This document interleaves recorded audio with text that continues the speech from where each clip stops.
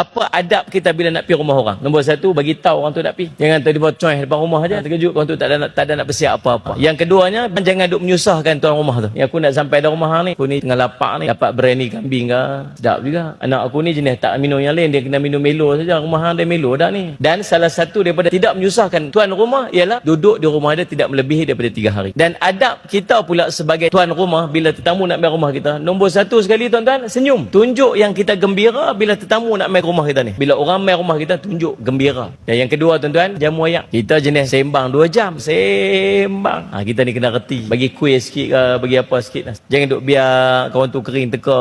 Nombor 3, dia tetamu kita 3 hari 3 malam. Hari pertama jamu bagi lebih sikit. Tu adab dia. Hari kedua, hari ketiga jamu macam biasa aja. Macam biasa macam kita duk biasa makan di rumah. Takat tu je tetamu kita. Lebih pada 3 hari, dia bukan lagi tamu kita dan kita boleh minta dia keluar dari rumah kita. Boleh tuan, tak berdosa pun. Kita nak pergi rumah orang pun jangan lebih 3 hari 3 malam. Orang main rumah kita pun kita boleh layan dia takat 3 hari 3 malam je. Hari ketiga nak masuk hari keempat boleh habaq ke dia. Kata hang sampai hati hang nak halau kami keluar. Tak, memang boleh pun tak ada masalah. Tuan, pasal apa? Dia dikira sebagai tetamu sakat 3 hari 3 malam, lepas tu tak.